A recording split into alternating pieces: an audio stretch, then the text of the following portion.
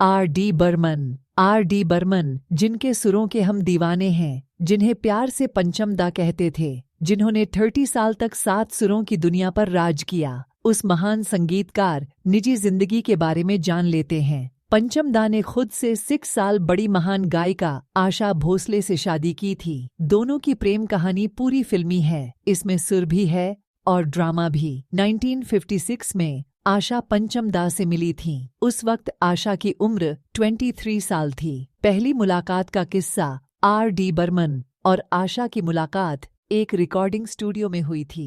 SD. Burman ने आशा को अपने बेटे आर.डी. बर्मन से मिलाया था। उस दिन आशा ने आर.डी. से सिर्फ ऑटोग्राफ लिया था। दोनों ने कोई बात नहीं हुई। बाद में यह दोस्ती गहरी होती चली गई। आर.डी. बर्मन ने आशा से कहा कि सिर्फ तुम हो जो सुर को समझ सकती हो। मुझे तुम्हारी आवाज से प्यार है। पर आशा समझ गई कि वह क्या कहना चाहते हैं। उन्होंने शादी के लिए हाँ कह दी। आशा भोसले की शादी 16 साल की उम्र में गणपतराव भोसले से हो गई थी।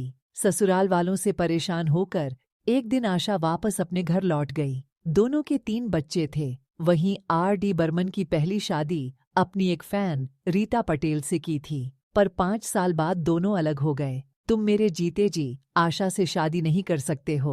पंचम दा की माँ मीरा आशा भोसले को पसंद नहीं करती थीं। उन्होंने पंचम से कहा था कि तुम मेरे जीते जी आशा से शादी नहीं कर सकते हो। पर बाद में पंचम दा के पिता का निधन हो गया। इस सदमे में माँ की याददाश्त ही चली गई। तब 1980 में पंचम ने आशा से शादी की। एक बार बर्मन और आशा खंडाला जा रहे थे। बारिश शुरू होगा।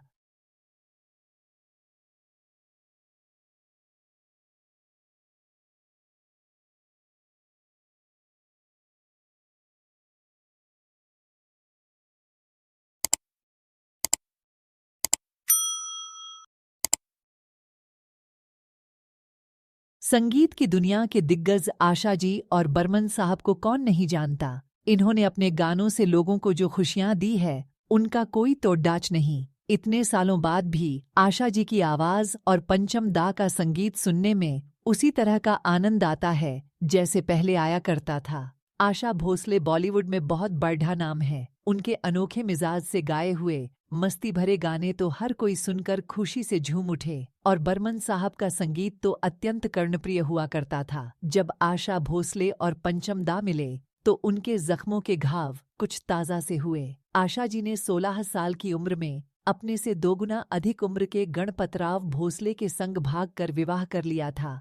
बहुत ही कम समय में उन्होंने आशा जी का साथ छोड़ देच दिया। और पंचम दा के साथ भी कुछ बुरा हुआ था जब वे रीता पटेल के साथ थे। शायद यह सब उन्हें झेलना इसलिए पड़ी ढा ताकि वे एक दूसरे से मिल पाए। जो बातें लफ्जों में न बयान होकर गानों में हो जाती है, उसे प्यार कहते हैं। दोनों ने साथ में बेहद सुंदर गाने दिए और एक दूसरे पर अपना दिल भी हार बैठे। फिर बहुत ही शुभ घड़ी आई 1980, जब दोनों शादी के बंधन में बंध गए। दोनों जिस तरह बॉलीवुड को संभाल रहे थे, खूबसूरत संगीत देकर, उसी तरह से वे अपने रिश्ते को संभालते थे। दोनों बहुत ही अच्छा खाना बनाते थे और दोनों में जंग छिड़ जाती थी कि कौन सबसे अच्छा खाना बना लेता है। आशा जी पंचम दा को प्यार से बब्स कहा करती थी। वे पंचम दा को कभी कभी छेड़ा करती थीं, पूछकर कि हिप हॉप के गाने मुझसे और प्यारे मेलोडी गाने लता दीदी से गवाया करते हो, ऐसा क्यों?